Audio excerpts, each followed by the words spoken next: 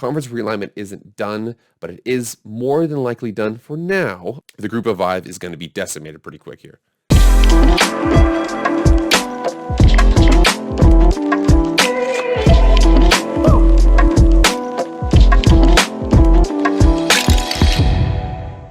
What is going on, everybody? It is Jake with Master Football, back at it again. Happy Friday. Oh my gosh, the weekend is here. It is October.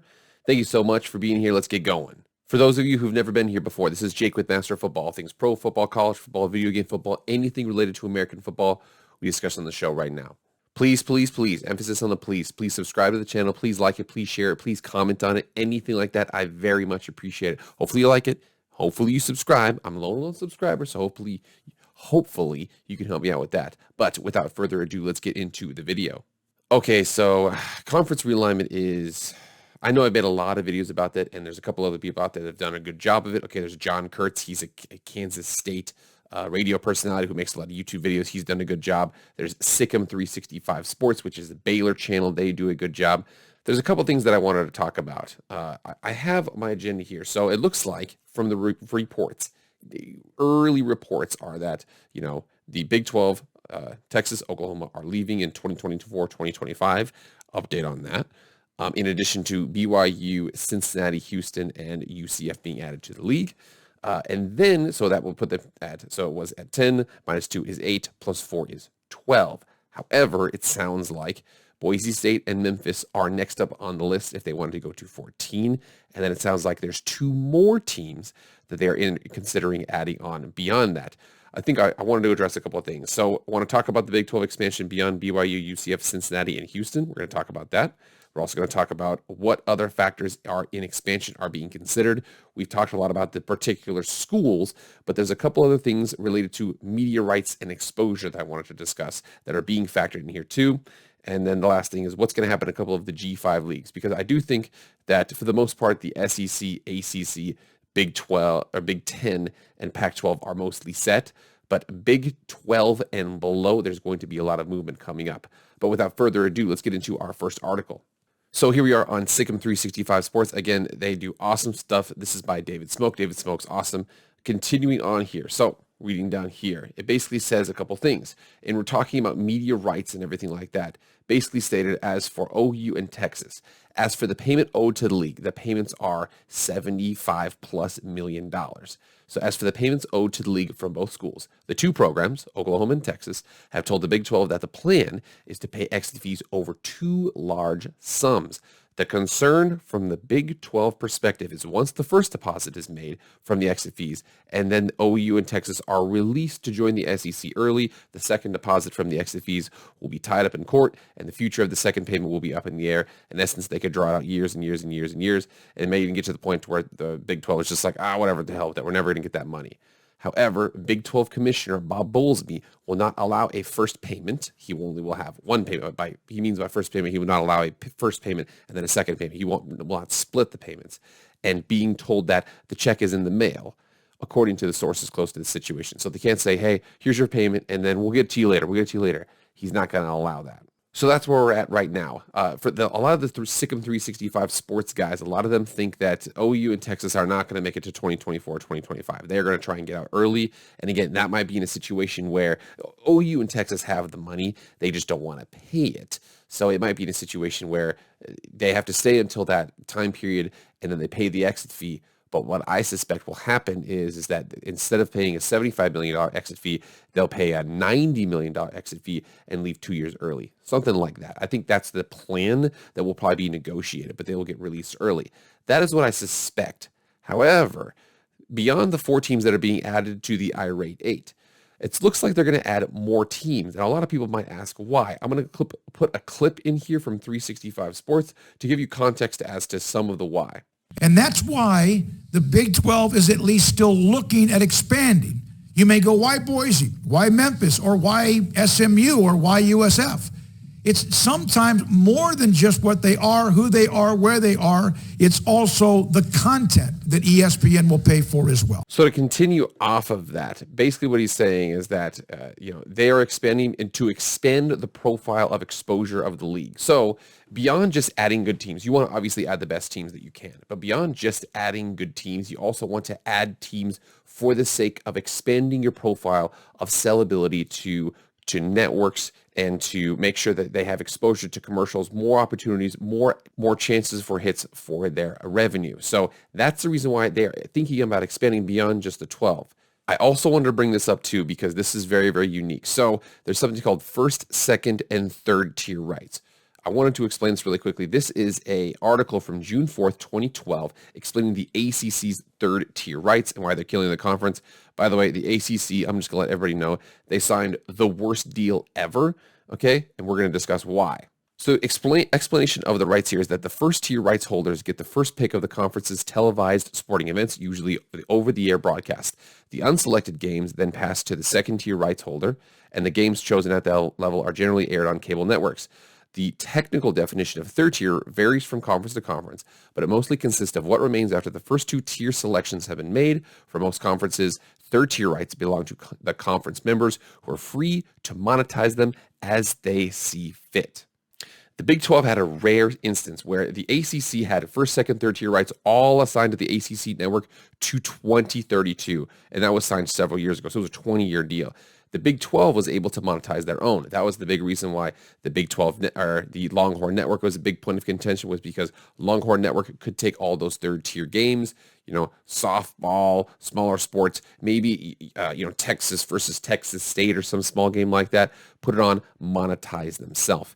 In the NFL, there's a big push for new stadiums to have luxury boxes. The reason why luxury boxes are so important is because that is revenue that gets exclusive to you and you don't have to share it elsewhere. Whereas ticket sales, perhaps, or TV sales, you have to share that revenue. You do not have to share revenue for your own particular things. That's what third tier rights are. So third tier rights are important. So he said it earlier in that clip, but in essence, the Big 12 may expand beyond the 14 or the 12 teams that they have right now. So the 12 teams they have is the Irate 8, BYU, Cincinnati, Houston, UCF. Okay, the Irate 8 and then them.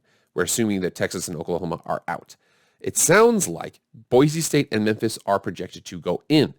There was a report on one of those videos where Memphis had basically given not a wink, but like we will have this done. We will have our stadium situation taken care of by 2024 if you give us a Big 12 invite.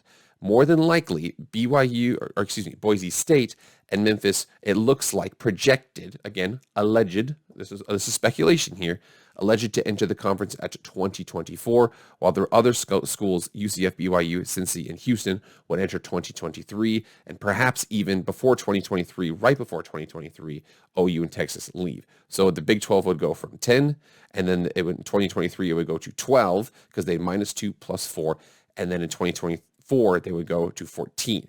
They're even talking about adding 2 more.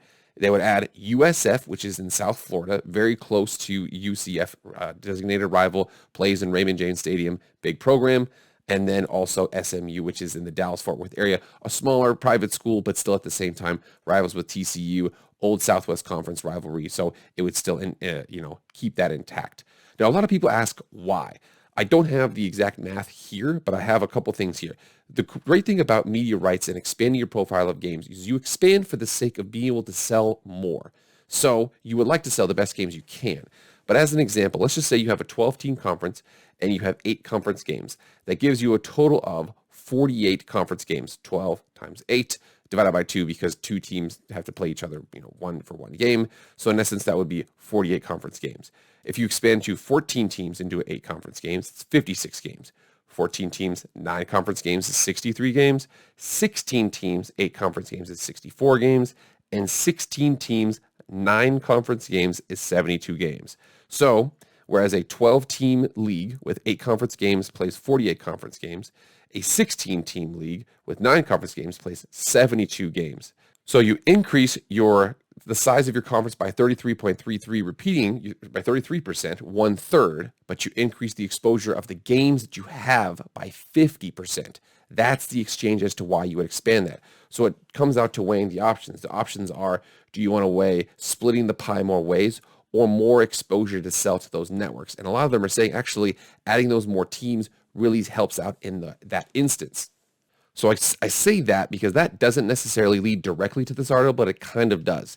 In essence here, so what happens is that this is on mountainwestconnection.com. It says, how does Air Force and Colorado State potentially leaving the impact of the rest of the Mountain West? So, and again, I wanted to make sure that I say this because my roommate actually had a pretty good point about this, and I think it was said elsewhere. Colorado State and Air Force are not powers in the Mountain West. No offense. Sorry. Get as mad as you want. They're not powers. They are projected to leave the Mountain West. And I was like, why would they do that? And he's like, maybe it's because Colorado State and Air Force see the writing on the wall, and they see the fact that Boise State, San Diego State, they're kind of getting wet. They're getting cold feet. They might want to leave, and they're going to get out of Dodge first. They're going to the AAC. Going to go with that. Who cares if they have to place, in Tulane or Philadelphia or anything like that? They want to get out to avoid the impending crash of the Mountain West. So this article basically breaks down, does this positively, negatively, or indifferently affect the teams that are remaining in the league? So for Boise State, it actually kind of gives a little bit of a good sign. So it says here, this is great news for Boise State for a number of reasons. Do Colorado State and Air Force leave if they don't think that more defections are on the horizon? Is this a sign of a Big 12 invite? Those questions remain unanswered. But even if Boise State stays put, playing Nevada, Fresno State, and San Diego State annually is good for all programs. The impact on Boise athletics is positive. So worst comes to worst, they stay and they play all their rivals regularly, or they go to a new conference. Fresno State basically says they have more opportunities to play Boise State on a regular basis. Hawaii is kind of weird just because Hawaii still has such an incredible amount of travel that they have to handle. Nevada, it is a positive aspect because they also get to play Boise State on a more regular basis. New Mexico is in a weird spot here. It says New Mexico is hurting because their athletic program is in rough shape, and their basketball school, which they were pretty great at, is now kind of average. They just really don't, there's no really obvious place for them to go. San Diego State is indifferent because it doesn't point the fact. The problem here is that of all the teams here of the expansion, they're the one that's not necessarily mentioned that often. Because Boise State's mentioned as travel partner with the BYU, something like that. San Diego is actually closer to Texas Tech and a couple of the other Texas schools, but they don't really know where they're at. Is independence for San Diego State might be the thing. You never know. San Jose State, this positively affects them because they will be playing Boise State more often, in addition to a couple of those mountain schools. UNLV is kind of indifferent because, like I said, they're also, UNLV and San Diego State are kind of in that big school, has nice facilities, but doesn't really have an invite for the conference that they want. They're kind of stuck out there. Utah State, like again, same thing. Utah State's kind of in limbo. Wyoming's in a bad shape because Wyoming loses Air Force and Colorado State, two of their main rivals. Now, again, they'll still be able to play each other. They still have a rivalry with Utah State, but they are kind of in tough shape there. So here we are on our conference map. I want to go ahead and touch base on a couple of things because there's going to be some movement. So I've taken out several of the conferences here. The dark blue is the American Athletic Conference. The red is the Big 12. And then you continue here. The white is Conference USA.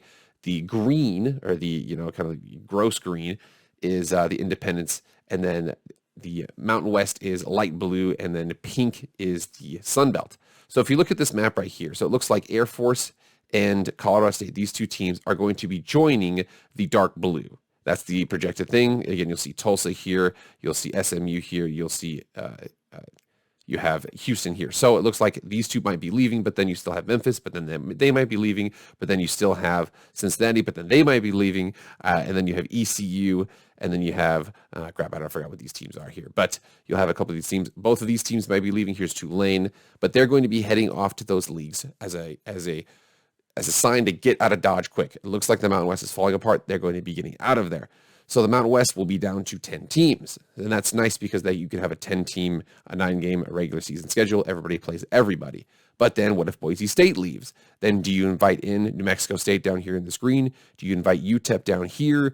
But then again, what happens if Boise State leaves and San Diego State leaves? I think that for the most part for the Mountain West, I think that Mountain West, if Colorado State and Air Force leave, they would add New Mexico State and UTEP to get to that 12 number, to get the two divisions, to get a conference game, to get more exposure to the network. Again, you want to add teams first because they're valuable, and second because it gives you an opportunity to give more exposure out there.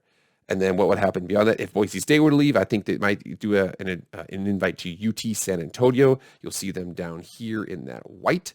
And then beyond that, if San Diego State leaves beyond that with Boise State or maybe UNLV, I would not be surprised if there's some sort of Sun Belt or Conference USA merger, maybe a Super 2014 league, something like that. But I know that conference realignment isn't done, but it is more than likely done for now, up until those TV contracts come up. The group of five is going to be decimated pretty quick here. All right, what do you guys make of all this? There's a lot to take in here, but in essence, it looks like UT and OU are going to leave early. It looks like Boise State and Memphis are next on the docket for the Big 12, and then SMU, and then USF.